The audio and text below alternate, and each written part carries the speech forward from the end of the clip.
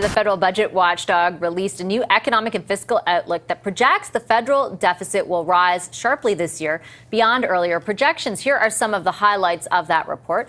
The parliamentary budget officer is projecting a deficit of $68.5 billion, up from just over $51 billion last year. Public debt charges, which are the interest costs on a government's outstanding debt, will also increase, he says, projecting to $55.3 billion and even going up further in the next few years. The PBO also predicts real GDP growth to decrease to an average of 1.2% in both 2025 and 2026, of course, due to the impact of the trade war with the United States and weakened overall revenue. Jason Jakes spoke, that's the PBO, interim PBO, I should say, spoke about the report just moments ago at a House of Commons committee meeting. Have a listen. It's not a funny fiscal outlook. It's a really serious fiscal outlook.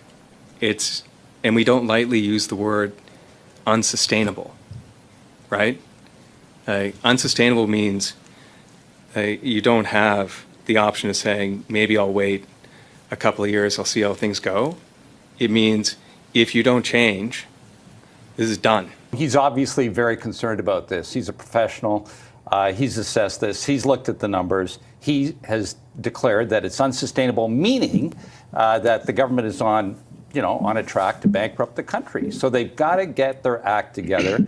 You can't have it both ways and say you're going to invest, but it's also prudent. I mean, this is just the height of weasel words, and they're going to have to find a way to get the spending in line, or else we're going to see our interest rates rise, we'll see inflation spike. I mean, there's all kinds of serious implications if they don't start to treat this seriously. Look, for 9 years, we were told, hear us now, believe us later, that deficits are going to be good because it'll lead to economic growth. It may not happen right away, but in the fullness of time, this is all going to work out. Well, now here we are. 9 years later, after people saying these aren't deficits, these are investments, and now the fiscal anchors are blown. We had a contraction in the economy, jobless rates are up, investments are down, and it didn't work. The 9 years of Trudeau failed. These are staggering levels of indebtedness, and of course, it's stacked on top of subnational, provincial levels of indebtedness in British Columbia and Ontario that are also unsustainable. We're on a bad track, and I hope that Prime Minister Carney can match his words with his actions, but it's going to be a very, very tough pivot. I heard Minister Champagne saying today, or yesterday, that they're going to keep, their guardrails are going to be balancing the budget and getting their GDP to debt ratio under control in 3 years, which makes a lot of sense given the massive mess that Justin Trudeau left them with. And I think the key communications things and the key actual things that they need to be doing are saying, we are going to spend less. And I don't think this idea that they're going to do this, what's ultimately a pretty small cut to the public service that would get it only back down to 2020 levels is something that they should be thinking about expanding. So talking about how they would actually spend less. Because in the Trudeau government, what he was doing is he was figuring out how to spend more on public services and at the same time smothering economic growth, which is how we pay for those services. So I think the Carney plan has got to be, we are going to spend less and we are going to create economic growth. But the reality is the only way you can create economic growth, and I know this from my almost 8 years in government, is you have to invest in economic projects like ports, like railways, like pipelines, like mining infrastructure.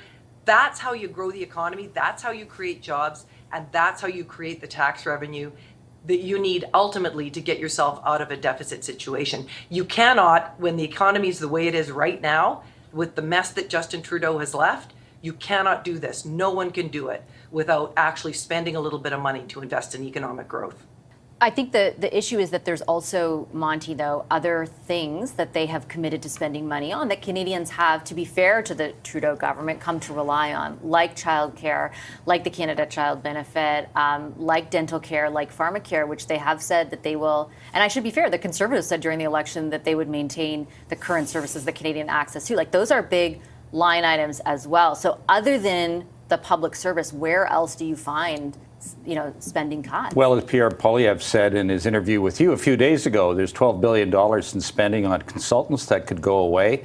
I think Canadians would cheer that. I think the government needs to move quickly to clear away the No More Pipelines legislation, get some of those major projects moving. I mean, you do have to have economic growth, and it doesn't require money to do that. It requires the government to provide some certainty to companies that are risking hundreds of millions and billions of dollars and have signaled over and over again for a decade they need that certainty. So where is it? Why is the Prime Minister cavorting around the world with other world leaders when he should be at home making sure that those major projects actually get underway? Where's the certainty that could come from repealing that legislation that's standing in the way from increasing economic growth? That's what he needs to be doing. There's clear evidence that there are some failed government policies that aren't working, that are bad for the economy and wasting a lot of money. I mean, the Build Canada Homes project that Marco just outlined, I mean, it's great. They're booking $14 billion. It's great in thematics.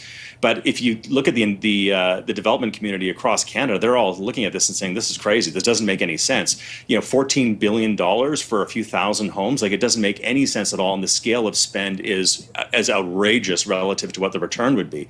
This is a supply and demand issue with all kinds of regional development issues that doesn't require $14 billion from the government of Canada to be funneled through bureaucracy. It's a bad policy.